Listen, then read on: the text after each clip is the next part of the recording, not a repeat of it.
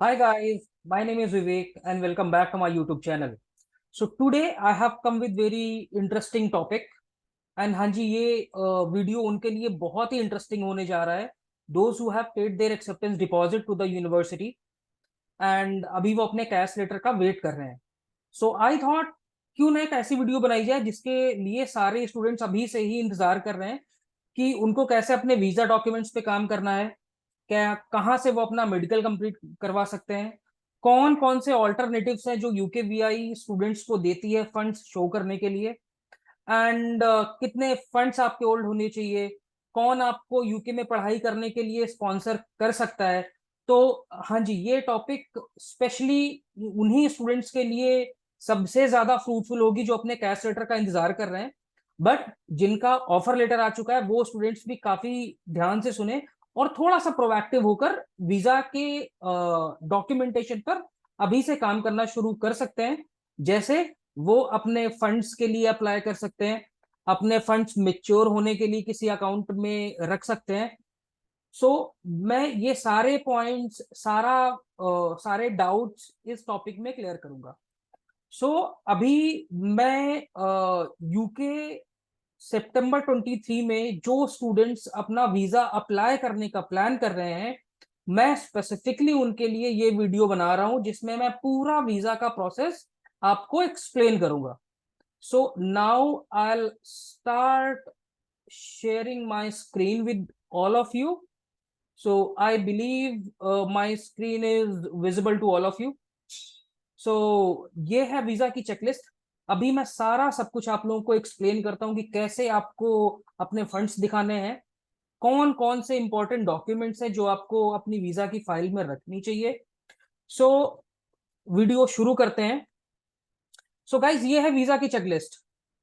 जिनके पास भी offer letter अभी आ चुके हैं उन सारे स्टूडेंट्स ने आई बिलीव कि अपना एक्सेप्टेंस डिपॉजिट पे करके अपनी सीट सिक्योर कर ली होगी यूनिवर्सिटीज में. अगर आपने नहीं अपनी एक्सेप्टेंस डिपॉजिट पे की है, so you really need to hurry up with the acceptance deposit so that you can secure your seat on time, right. क्योंकि इस समय बहुत ही ज्यादा स्टूडेंट्स अप्लाई कर रहे हैं और यूनिवर्सिटी अपने सारे स्टूडेंट्स को ऑफर लेटर भी दे रही है, those who are fulfilling their requirements. So आप ये सबसे ऊपर ऊपर देख रहे होंगे वीजा की चेकलिस्ट में यहाँ पर वीजा फॉर्म्स मेंशन्ड है. सो पहला है VF9, दूसरा है सप्लीमेंट्री क्वेश्चनर फॉर्म, तीसरा है वीजा स्टूडेंट डिक्लेरेशन एंड चौथा है समरी शीट. ये चारों फॉर्म्स जो है मैं इजी लैंग्वेज में आपको एक्सप्लेन कर देता हूँ कि ये कौन कौन से डॉक्यूमेंट्स हैं. तो पहला फॉर्म आपका हुआ जो आप एनएचएस अपना पे करते हो, उस एनएचएस का कॉन्फर्मेशन ईमेल का प्रिंट आउट.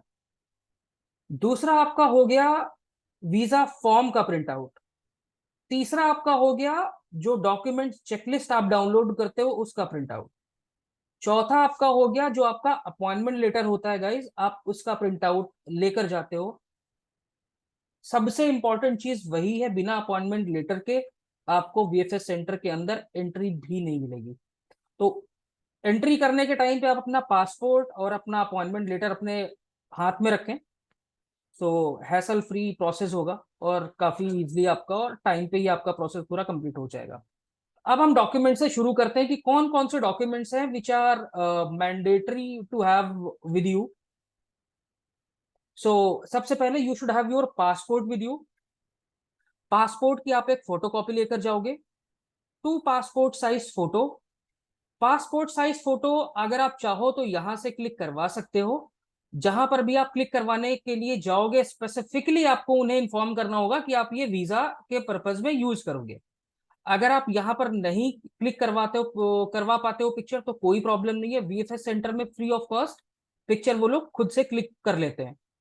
वीजा फीस, जो आप वीजा फीस पे करते हो यूनिवर्सिटी को, सॉरी जो आप वीजा फीस पे करते हो वीजा फॉर्म फिल करने के टाइम पे, वीजा फॉर्म में वो वीजा फीस का अमाउंट आपका मेंशन्ड होता है.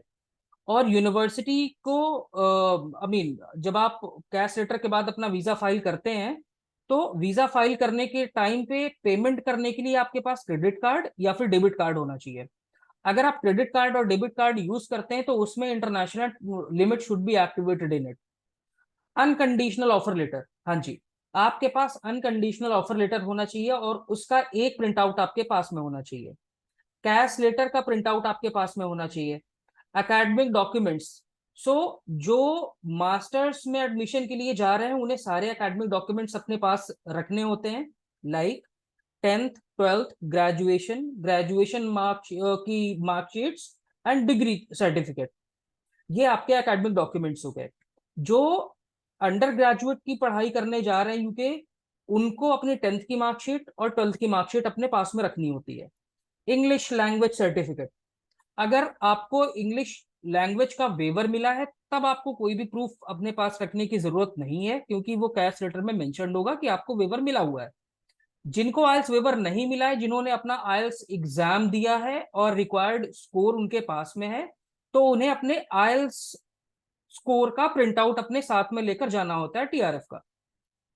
वर्क एक्सपीरियंस, जो अंडर ग्रेजुएट के लिए अपना वीजा फाइल कर रहे होंगे उनके पास तो वर्क एक्सपीरियंस होता नहीं है यूजुअली, क्योंकि वो 12th कंप्लीट करके सीधा यूजी के लिए अप्लाई करते हैं।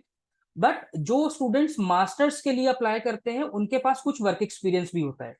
उस कंडीशन में आप लोगों को अपनी अपडेटेड सीवी अपने साथ में रखी है, साथ में लेकर जानी होती है, जिसमें you are suppose to bifurcate everything कि when have you completed your 10th 12th graduation, I mean when have you started working, I mean after your graduation।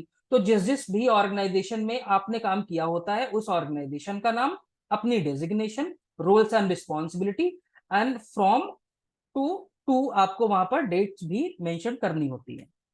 Proof of payments, आप यूनिवर्सिटी को जो भी पेमेंट करते हो हर payment की receipt आपके पास में होनी चाहिए। वो कैश लेटर में अमाउंट मेंशन्ड होता है, लेकिन फॉर अ सेफर साइड आप अपने साथ अपनी पेमेंट रिसीट कैरी करो, ये बेस्ट होगा। बर्थ सर्टिफिकेट, अब जो स्टूडेंट्स फंड्स अपने पेरेंट्स के अकाउंट में शो करते हैं उस कंडीशन में आपके पास बर्थ सर्टिफिकेट होना मैंडेटरी होता है। अगर आप 18 प्लस हैं और अपने अकाउंट में पैसा शो करते हैं तो उस कंडीशन में बर्थ सर्टिफिकेट होना मैंडेटरी नहीं है। अब बहुत सारे स्टूडेंट्स के पास क्या होता है कि उनका बर्थ सर्टिफिकेट हिंदी में होता है। अब उनको प्रॉब्लम होती है कि ये इंग्लिश में तो वीएफएस में तो इंग्लिश में ही होना चाहिए। आपको बिल्कुल भी परेशान होने की जरूरत नहीं है। आप 10 रुपए के स्टैम्प पेपर पे you are suppose to get it translated in English and get it stamped from your notary. और ये जो आप लोगे बर्थ सर्टिफिकेट, ये 10 रुपए के स्टैम्प पेपर पे होना चाहिए, इंग्लिश में ट्रांसलेट होना चाहिए, और नोटरी की स्टैम्प और नोटरी के सिग्नेचर उसमें होने चाहिए। अब बहुत ही इंपॉर्टेंट पॉइंट जो मैं आप लोगों से डिस्कस करने जा रहा हूं, यूके में पढ़ने के लिए जब आप वीजा फाइल करने जाते हो, आपको पढ़ाई करने के लिए केवल 3 लोग आपको स्पॉन्सर कर सकते हैं, आपके मम्मी, आपके पापा और आप खुद अपने आप को। इन 3 लोगों के अलावा कोई भी चौथा आपको स्पॉन्सर नहीं कर सकता है यूके में पढ़ाई करने के लिए। बट अगर कोई किसी के अकाउंट से आप अपनी ट्यूशन फीस पे करना चाहते हो तो वो आप कर सकते हो, लेकिन जो वीजा के लिए जो आप पैसे शो करोगे, फंड्स जो शो करोगे, वो या तो पेरेंट्स के अकाउंट में होने चाहिए या फिर आपके अकाउंट में होने चाहिए। अब ये फंड्स शो करने के लिए यूकेवीआई ने आपको 3 ऑल्टरनेटिव दिए हैं। And what are those? सबसे पहला है आपका सेविंग अकाउंट, दूसरा है एफडी, एंड तीसरा होता है एजुकेशन लोन। अब अगर आप अपना पैसा सेविंग अकाउंट के थ्रू दिखाते हो तो सेविंग अकाउंट में आपका पैसा 28 डेज ओल्ड होना चाहिए at the time of the visa application process. अगर आप एफडी से अपना पैसा दिखाते हो तो आपकी एफडी भी 28 डेज ओल्ड होनी चाहिए। अगर आप एजुकेशन लोन के थ्रू अपना प्रोसेस करते हैं उस कंडीशन में आपके पास लोन का सैंक्शन लेटर होना चाहिए। ये रिक्वायर्ड डॉक्यूमेंट्स है, आप लोग इसे जॉट डाउन कर सकते हो, आप वीजा चेकलिस्ट का प्रिंट आउट ले सकते हो। नेक्स्ट, अगर आप अपने सेविंग अकाउंट में पैसा दिखाते हो और आपका पैसा 28 डेज ओल्ड हो जाता है, वीजा फाइल करने के एक दिन पहले आप बैंक का स्टेटमेंट लोगे और बैंक से कवर लेटर लोगे। बैंक का कवर लेटर बैंक के लेटर हेड में होना चाहिए, जहां पर बैंक ये मेंशन करेगा कि आपका जो फंड्स है वो 28 डेज ओल्ड है। इसमें आप बैंक की स्टैम्प और बैंक के सिग्नेचर आप उसमें लोगे। फिर आपके पास एफडी होनी चाहिए। अगर आप अपना पैसा एफडी के थ्रू शो करते हो, तो जब आप एफडी करवाते होंगे तो बैंक आपको एफडी की रिसीट देता है। उस बैंक की एफडी की रिसीट्स आपके पास होनी चाहिए, और एफडी का भी कवर लेटर होता है जिसमें बैंक ये मेंशन करता है कि हाँ, एफडी जो है it is more than 28 days old now. ये मेंशन करने के बाद आप बैंक का स्टैंप और बैंक के सिग्नेचर उसमें आप ले लेते हो। अगर आप बैंक लोन के थ्रू प्रोसेस करते हैं तो उस कंडीशन में लोन का सैंक्शन लेटर आपके पास होना चाहिए। अब सबसे इंपॉर्टेंट एक चीज और है जो मुझे लास्ट में डिस्कस करनी है, वो है मेडिकल। यूकेवीआई में वीजा फाइल करने के लिए you are suppose to get your medical done from the UKVI approved doctors, right. So UKVI जो अप्रूव्ड डॉक्टर्स हैं उसकी लिस्ट मैं डिस्क्रिप्शन बॉक्स में डाल दूंगा। आप लोग अपने रेफरेंस के लिए वहां से डिटेल्स चेक कर सकते हो और अपने नियरेस्ट डॉक्टर से अपना मेडिकल कंप्लीट करवा सकते हो गाइस।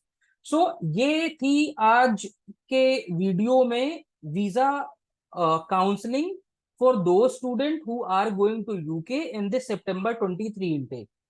अब अगर आपके कुछ भी डाउट्स हैं तो आप अपने डाउट्स, अपने क्वेश्चन चैट बॉक्स में डाल सकते हो, कमेंट्स में मेंशन कर सकते हो। अगर आपके कुछ डाउट्स हैं तो वो मैं अपने नेक्स्ट वीडियो में कवर करने के लिए ट्राई करूंगा। Till then I wish you all the best. Bye bye guys, take care.